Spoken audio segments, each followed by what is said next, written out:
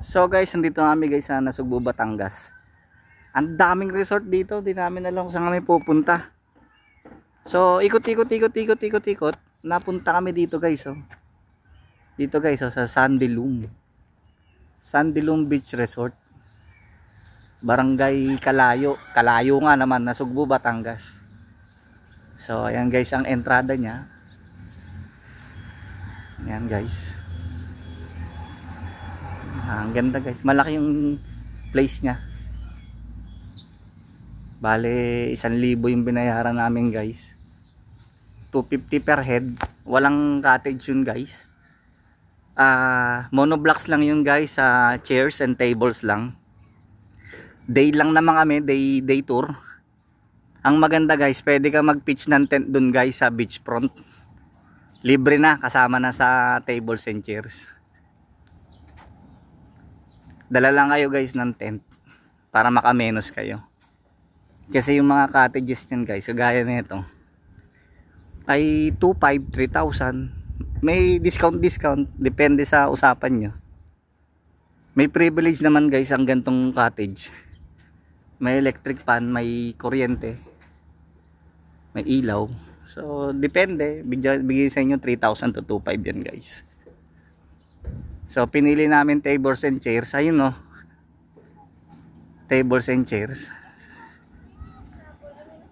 So eto na, nabigyan na kami ng place kung saan kami magtatayo.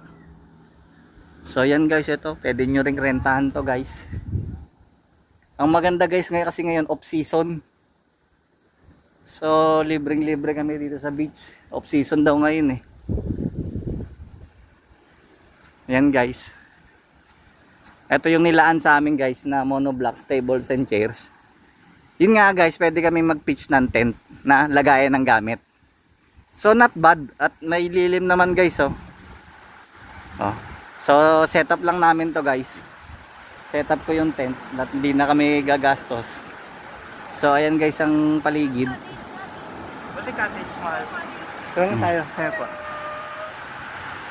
So guys, setup lang namin yung tent guys. Yan guys, ito CR check. 1, 2, 3, 4, 5, 5 yung butas ng CR guys. Malinis, ayos din, typical na, no, pero maayos siya, malinis, maintain. And shower nya, babae lalaki. Ito may shower din dito, oh. Dalawa. Ganda guys ng place guys, ang ganda. Ang linis, maayos.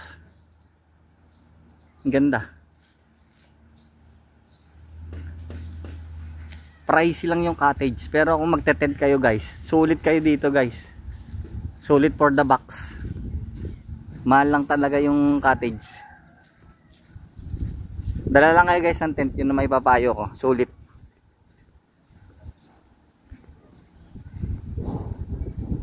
Doon pa kayo guys makakapag-pitch ng tent guys sa beachfront talaga. Sarap nga sana kung pwede ilagay doon yung minivan eh, pero hindi raw pwede. Dito lang sa parking. So dala na kami ng gamit. Lara guys, let's go. Ako na akong gagawin. So kape guys. Kape sa magandang tanawin. Sabi pakita mo yung ganun tayo. Ikaw gumawa. Montage.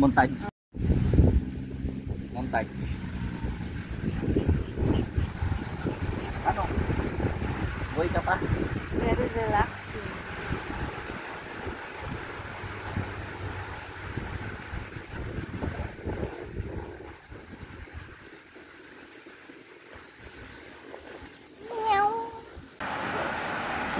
Mga kids ko, they're enjoying the view and the sea. Ay, maganda. Gusto mo makapahinga sa lugar na kung saan malayo sa stress, sa mga chismosa. Tayo na yung magpunta dito sa Batangas.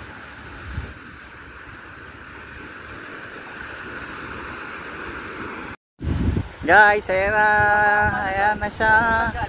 Alin? Ayan na siya guys.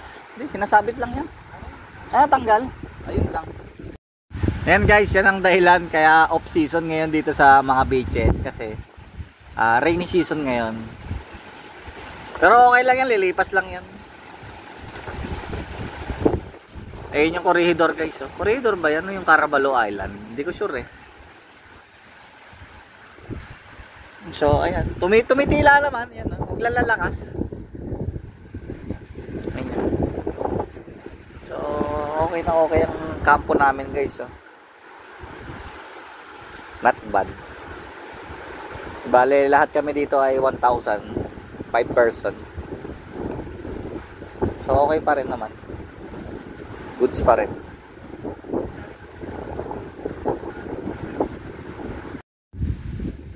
So ayan guys yung griller guys.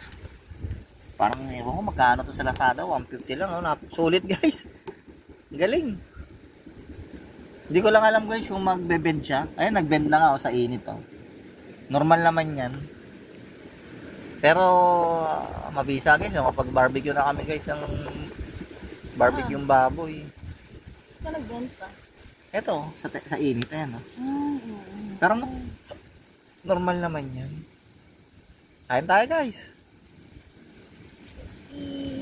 Kasi nga guys, tanong ngayon, rainy season. Kaya solong-solo namin yung ano, ayun guys, may naglilinis na sa dulo.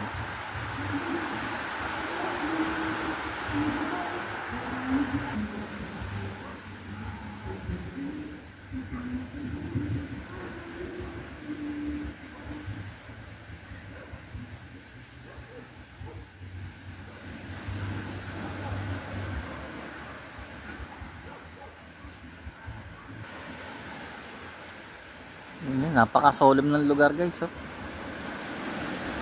Wala kaming masyadong kasama dito. Solo namin yung beachfront. Pakatahimik guys. Kasi nga kami lang ang tao dito eh. Ganda ng getaway namin ngayon guys oh.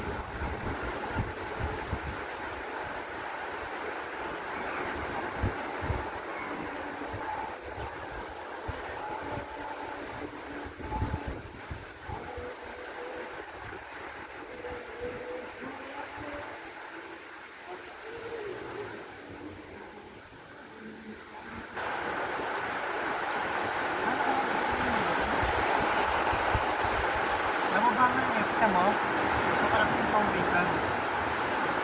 Wala ka lang ito yung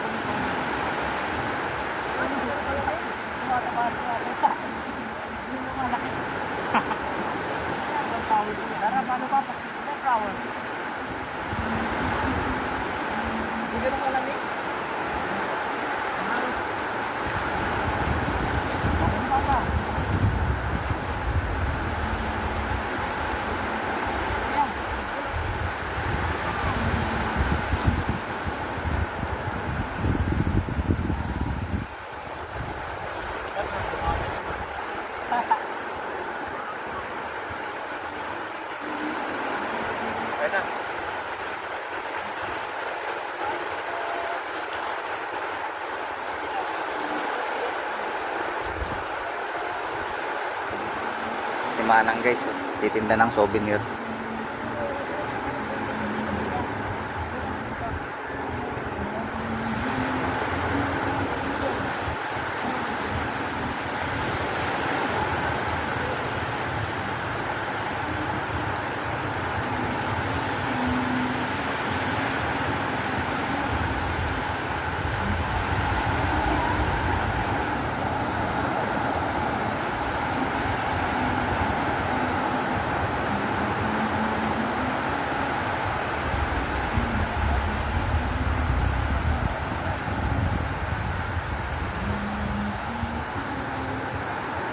Dapat yung foundation.